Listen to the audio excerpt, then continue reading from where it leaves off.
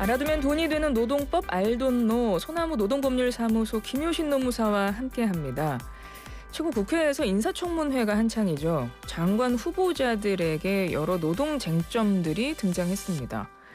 권오을 국가보훈부 장관 후보자는 겹치기 근무 논란이 일고 있고요. 강선우 여성가족부 장관 후보자는 갑질 의혹이 제기됐죠.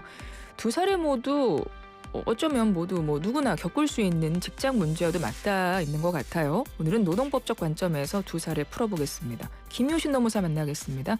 노무사님 안녕하세요. 네, 안녕하세요. 김효신입니다. 네, 반갑습니다. 네. 오늘은 좀 많은 분들이 관심 갖고 들으실 만한 내용이기도 네. 해서 바로 시작을 해보겠습니다. 네네. 먼저 권오을 국가보훈부 장관 후보자 이야기인데요. 네. 23년, 24년 각각 네. 5곳, 4곳 업체에서 일한 대가로 한 8천만 원가량 근로소득 네. 올렸다. 이런 이야기가 네네. 나오고 있습니다. 이게 네. 어떻게 일을 했다는 건지 정리 좀 부탁드려요.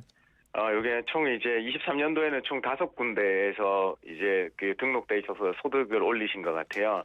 23년도 3월부터는 우리 의정부, 경기도 의정부에 소재한 대학에서 특임 교수로 재직하면서 이제 한 2,400만 원 정도 받으셨고요. 또 부산에 있는 물류회사에서 1월부터 12월까지, 그다음에 또 강남에 있는 산업용 자재 전문 기업에서 7월부터 12월까지 각각 1,800만 원씩 받으신 것 같고요. 그다음에 특히 우리 배우자님께서 종로구에 있는 어떤 음식점을 운영하시는데 거기에도 23년도 7월부터 12월까지 등록돼 있어서 소득을 1,330만 원 정도 수령하신 걸로 드러났습니다. 그다음에 또 종로에 있는 인쇄물 관련 업체가 있는데요. 여기서도 1월에서 8월까지 소득을 한 1,050만 원 정도 받으신 걸로 나타나서 23년도 한 해에는 총 5곳, 서울, 경기, 부산에 위치한 직장 한 5곳에서 약 한 8,300만 원 정도 소득을 올렸고요. 그다음에 24년도에도 아까 말씀드린 의정부에 소재한 대학에서 그다음에 아까 강남에 있는 건 아니면 음식점에서 총 한 7,200만 원 정도 올리신 걸로 보도되어 있습니다. 야당에서는 물리적으로 이게 불가능한 근무 일정이다 이런 부분을 지적을 하고 있어요. 그런데 네. 여러 업체에서 비상근 고문 자격으로 자문해줬다. 실제로 근무했다. 이제 이렇게 네. 해명이 나왔던데요. 노무사로서 어떻게 보십니까? 비상근이면 이게 충분히 가능한 일정이에요?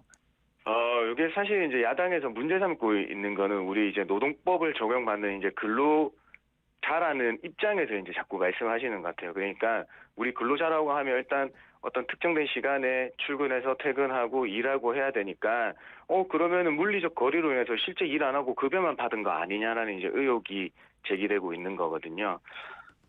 근데 이제 그 본인의 해명을 들어보면 이제 비상근 영업 자문력을 수행했다. 그리고 보수를 받은 거라고 얘기하고 있습니다. 그냥 이분의 그런 정치적 견해를 떠나서 사실 이제 기업으로 돌아와서 생각을 해보면 기업 역시 많은 고문들을 고용했다고 하기는 그렇죠. 위촉해서 그 고문의 역할 수행에 대한 대가로 보수를 지급하고 있거든요. 그러니까 이때는 사실 근로기준법을 적용받는 근로자로 보지는 않습니다. 그러니까 비상근 고문이라는 말이 확실하다고 하면 역시나 지역에 상관없이 어떤 특정 업체들의 고문력, 그다음에 영업 직력을 맡으실 수 있는 거고요. 그 기업은 이 사람의 유무형의 어떤 성과나 어떤 그런 걸로 인해서 보수를 지급하게 되는 거죠. 그러니까 정리하자면은 실제 일했는지 이런 거는 잘 모르겠습니다만은 어떻게 됐든 비상근 임원으로 올릴 수 있는 소득은 맞다. 그래서 그 비상근 임원에 대한 그러니까 고문력을 했던 영업직을 했던 간에 소재지별로 원거리라고 해서 근무 여부를 따지는 거는 조금 어색하다라고 말씀드릴 수 있겠습니다. 그럼 비상근이라고 하면 네. 여러 개의 이른바 우리가 흔히 이제 엔잡러라고 해서 네, 이런 식으로 맞아요. 표현을 하는데 네. 여러 개 그러니까 비상근인데 여러 곳에서 일하고 그만큼 근로에 대한 대가를 받았어요. 그럼 이거는 그냥 합법이다. 그렇죠. 이제 근로에 대한 대가는 우리가 근로기준법에 말하는 곧 임금, 월급하고 연결됩니다. 근데 우리가 이분을 근로자라고 보지 않는 이상, 근로기준법에 적용되지 않는 근로자라고 보지 않는 이상, 어떤 형식으로든 어떤 지역에서든 이 사람이 기업을 위해서 활동해서 그 보수를 받으면 되는 거예요. 네, 그러니까 충분히 우리가 말하는 엔잡러가 가능하죠. 그러니까 일종의 그 프리랜서 개념을 조금 도입해서 생각해 주시면 좀 더 이해가 쉽지 않을까 싶어요. 네. 네. 특히 권 후보자의 경우에는 배우자가 운영하던 삼계탕집에서 네. 이제 자주 보이면서 자신을 삼계탕집 영업실장으로도 소개를 했다고 해요. 근데 네. 청문회 자리에서 이것도 논란이 좀 됐어요. 왜냐하면 뭐 네. 보건증 없었고 근로계약서도 없었고 근무일지도 없었다. 그래서 이제 이 부분을 네. 지적을 한 건데 네. 권 후보자는 가족이 운영하는 식당이고 비상시에 탄력적으로 근무했다. 이렇게 네. 해명을 네. 했습니다. 네. 네. 흔히 가족들이 운영하는 식당에서 도와주는 경우 많아요. 식구들이. 네. 이런 건 노동법상 어떻게 봐야 됩니까?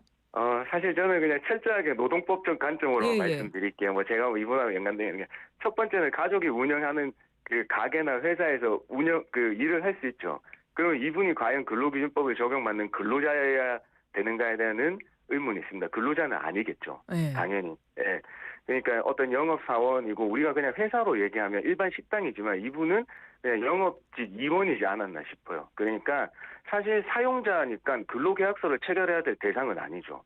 그러니까 만약에 어떤 계약서를 체결한다고 하면 우리 배우자 그 대표님하고 사장님하고 우리 권 후보자 간에 다른 근로계약서가 아닌 다른 당사자 간에 어떤 계약서를 체결해야겠죠. 근데 사실 그 계약서는 뭐 우리 특수관계에서는 별로 많이 체결 안 하는 게 있고요. 그다음에 당연히 근로자가 아니니까 근무 일지가 있을 수가 없죠. 네.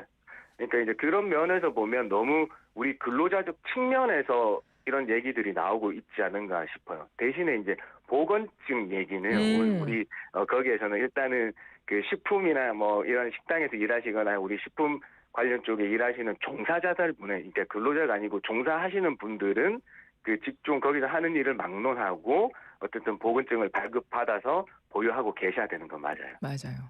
네. 그 보건증은 맞아요. 왜냐면 저도 그러니까 학교 다닐 때 맞아요. 아르바이트 한 적 있어요. 잠깐 몇 개월. 저도 보건증 받았었던 기억 나거든요. 네. 네. 이건 근로자가 아니어도. 그러니까 영업직 수행하셨다고 하니까 보건증 없으셨던 거는 조금 네. 좀 더 맞습니다. 구체적인 거 얘기해 주셔야 될 것 같아요. 네. 그러네요. 네. 보통 그러니까 만약에 가족들이 누가 이제 가족이 아니어도 남이어도 그 일 도와주는 경우 많잖아요. 일손이 모자랄 때는 이런 경우 그러면은 그 노동법적으로 봤을 때 다른 건 네. 몰라도 보건증은 하셔야 된다 이렇게 정리할 수 이제 있어요. 보건증 하셔야 되는 게 맞고요. 사실 근로기준법의 적용 대상에서 제외하고 있어. 이 근로기준법 적용 대상이 아니니까 근로계약서 썼냐, 최저임금 이상 줬냐, 뭐 퇴직금 줘야 되냐 이건 우리 노동당국의 감시를 받지 않는다. 이렇게 말씀드릴 수 있겠습니다. 네네네. 그 보건증은 식당 종사자인 거죠? 식당에서 일할 그렇죠. 때. 이제 식당이고 우리 식품 관련 업종에 종사하는 모든 분들을 얘기해요. 그래서 이제 사실 이제 식당 같은 경우에는 식품의 조리나 서빙, 그다음에 설거지 뭐 이런 것들에 대해서 이제 그 보건증을 받아야 된다고 얘기하고 있습니다만은 어쨌든 뭐 영업직 수행하면서 뭐 식당 홀에도 뭐 해주실 수도 있고 뭐 주방에도 들어가실 수도 그렇죠. 있으니까 사실 있는 게 맞죠. 네. 알겠습니다. 일단 권오을 후보자 같은 경우는 실제로 전부 근무했다. 그리고 뭐 적법하게 노동의 대가를 받았다. 이렇게 어제 청문회 자리에서 해명을 했습니다. 네. 이걸 좀 생각해봐야 될 것 같아요. 일반 직장인의 경우도 사실은 이게 겸직이 가능하냐라는 부분에 대해서 네. 어떻게 정하고 있습니까? 사실 그래요. 우리 겸직에 대해서는 근로기준법에 이제 그 조항이 없어요. 그런데 우리가 그래서 일반 이제 기업으로 돌아가면 모두 사규에서 그 회사에 승인 없는 동의 없는 겸직은 금지하고 있습니다. 이제 그 이유는 당연히 우리가 알고 있다시피 일단은 우리 회사에 집중하기를 원하는 거기 때문이죠. 그 다음에 요즘에는 어떤 회사의 영업 비밀이나 그런 것들이 누설될까봐 이제 조심하게 되는 겁니다. 이거는 뭐 근로자든 사용자의 지위에 있던 뭐 임원이든 뭐 고문이든 뭐 프리랜서들 간에 일단은 첫 번째는 회사에 승인 없는 겸업을 금지하고 있어요. 그런데 회사에 승인만 있다고 하면 또 괜찮은 게 되는 거거든요. 네, 회사의 승인을 받아야 된다. 겸직을 하려면. 맞습니다. 그러니까 이걸 회사가 어떤 그 겸직이나 겸업에 대해서 어떤 규정을 두고 있고 거기에서 승인 절차를 두고 있다고 하면 그걸 적법하게 밟아야 돼요. 의무를 위반해서는 안 되겠죠. 예. 그래서 원칙적으로 다 금지시켜 있지만 승인을 통해서만 뭐 가능하면 그에 따르면 된다. 알겠습니다. 그러면 강선우 여성가족부 장관 후보자에 대한 이야기를 좀 해볼게요. 여긴 또 갑질 논란이 일고 있습니다. 보좌진에게 쓰레기 분리수거, 또 변기 수리를 지시했다. 이런 이야기가 나옵니다. 일단은 보좌진은 근로자입니까? 어떻게 됩니까? 별정직 공무원이세요. 별정직 공무원? 네. 그래서 이제 보좌 업무 담당하기 위해서 채용되시는 분이고요. 그다음에 이제 그 변에 일반직 공무원 계급에 상응하는 보수를 받는 걸로 이제 공무원 법령에서 의해서 정해지는데요. 이분들은 별도로 국회의원 보좌관 직원과 수당에 관한 법률이 있어요. 네, 그렇기 때문에 이분들은 근로자가 아니에요. 그러니까 근로기준법 적용받지 않네요. 맞습니다. 그러니까 예. 음. 그러면 이거 내용을 좀 볼게요. 그 네. 이제 기사에 나온 것들을 보셨을 거예요. 이제 네네. 분리수거 네. 부분이랑 네. 그리고 이제 비대를 좀 와서 봐달라. 네. 고장난 거 뭐 좀 안 된다 이랬던 모양이에요. 네. 이런 거 아무리 공무원이라고 하더라도 어떤 규정에 의해서 뭐 있을 거 아닙니까? 거기에 지금 위반된 사항으로 보세요. 어떻게 보세요? 그건 맞습니다. 왜냐하면 우리가 이제 근로기준법에 직장 내 괴롭힘 금지 규정이 들어오기 전에 우선 공무원이나 공공기관에서 이 갑질 금지에 대한 가이드를 먼저 마련해서 시행하고 있었어요. 예. 근데 지금 이제 공무원의 갑질과 관련해서는 이제 공무원 행동 강령에서 정하고 있습니다. 총 3가지 부류를 정하고 있는데 하나는 사적 노무 요구를 금지한다.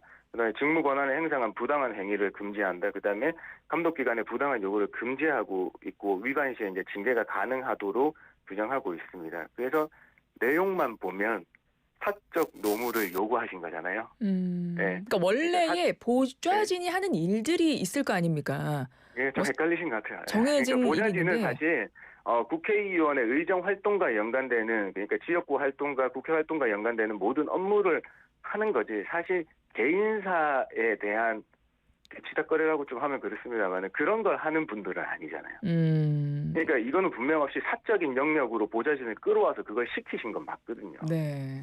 네. 그렇죠. 그러니까 국회의원의 의정 활동의 전반을 네. 보조하는 역할인데 그게 과연 맞습니다. 분리수거나 비대 수리가 거기에 해당하느냐를 봤을 때 뭐 상식선이든 규정산이든 이제 거기서 그게 기준이 된다는 거군요. 그렇죠. 이제 그거는 사실 거의 누구도 조금 두둔해 드리기가 조금 어렵죠. 이제 그 네. 부분은. 네. 그렇습니다. 그러니까 별정직 공무원 신분입니다. 근데 뭐 네. 보좌진 근무 환경 개선돼야 한다 이런 말들은 과거에도 많이 나왔던 것 같은데요. 만약에 이 이야기를 우리는 이제 노무사님께 노동법 일반 근로자의 시각으로 또 이제 접근을 해봐야 되니까 네. 일반 직장으로 대입해 보자면 이거 어떻게 갑질로 볼 수 있을 거라고 보세요? 네, 지금 현행법상으로는 분명 없이 이것도 직장 내 괴롭힘이에요. 근로기준법상으로 봤을 때. 네, 사실 이제 직장 내 괴롭힘에 이제 그 보면 우리가 기준법에서는 어쨌든 지금 장기성, 반복성, 지속성, 뭐 그다음에 의도성 뭐 이런 거는 규정해 놓고 있지 않거든요. 그러니까 판단 기준을 안 두고 있기 때문에 물리적 해석에 따라서 일회성 행위 역시 일회성이더라도 괴롭힘에 해당되게 됩니다. 그러니까 특히나 이분은 이제 사용자 지위에 있는지 사용자가 누구인지는 이제 더 살펴봐야 되는 거겠지만은 이 괴롭힘을 사용자가 괴롭힘한 경우에는 1,000만 원의 과태료가 바로 부과가 되는 거거든요. 네. 알겠습니다. 강선우 후보자 같은 경우는 이렇게 해명했습니다. 가사도우미가 있기 때문에 집안일을 보좌진에게 시킬 필요가 없었고 또 변기 수리와 관련해서도 보좌관에게 말한 적은 있지만 수리를 부탁한 적은 없다. 이렇게 지금 해명을 네. 하고 있습니다. 이것도 짧게 여쭤볼게요. 어제 청문회에서 강 후보자 상대로 임금체불 신고건도 있었다고 하던데요. 맞습니다. 이제 어제 밝혀졌는데요. 여기 20년도하고 22년 2차례 있었어요. 어떤 거냐면 우리 근로기준법 36조가 이제 그 14일 이내 퇴직한 경우에 14일 이내에 금품 청산 모든 금품을 다 청산하도록 하고 있거든요. 물론 지급기일에 연장 합의가 있으면 그 합의까지 연장이 됩니다만은 사실 요 근로기준법 36조 위반으로 신고가 됐던 것 같아요. 2차례요. 20년하고 22년. 근데 20년 신고 같은 경우에는 신고자의 그 신고 의사 없음으로 인해서 나중에 철회가 되었고요. 그다음에 역시나 22년도는 이 근로기준법이 적용되지 않는 이유로 종결 처리됐다고 합니다. 예. 왜냐하면 아까 말씀드린 별정직 공무원 신분이시잖아요. 그렇군요. 네. 끝으로 요것도 이제 별정직 공무원 같은 경우 보좌진은 근로기준법 적용은 안 받지만 보통 뭐 예전에도 이번에 강 후보자 말고도 예전에도 이런 기사 종종 났습니다. 보좌진을 너무 자주 교체하는 것도 논란이 된 경우가 있거든요. 그러니까 공무원을 인사나 자리에 관련된 일이기 때문에 이거를 국회의원이 할 수 있는 일인가? 어떻게 보세요? 왜냐하면 이제 이게 원래는 이 그 보좌진들의 소속이 이제 국회 사무처로 돼 있으시긴 해요. 근데 네. 이 채용 과정은 채용이나 선발 그 기준 같은 경우는 전적으로 의원실에서 하고 있다고 합니다. 그러니까 그렇기 때문에 국회 사무처는 그냥 소속만 되어 있을 뿐이지 실질적으로는 이 의원실에서 다 하고 있으니까 이 사용자의 지위에서 근로자의 채용과 퇴직 관련은 전적으로 거의 인사권이니까 너무 많은 인원들에 해서 왜 그러지 하는 의심은 좀 뭐 의구심은 들지만은 그게 잘됐다 잘못됐다는 사실 법적으로는 어떻게 얘기 드릴 수 있는 부분은 없죠. 알겠습니다. 오늘 말씀 여기까지 네, 드릴게요. 지금까지 김효신 노무사와 함께했습니다. 고맙습니다. 감사합니다.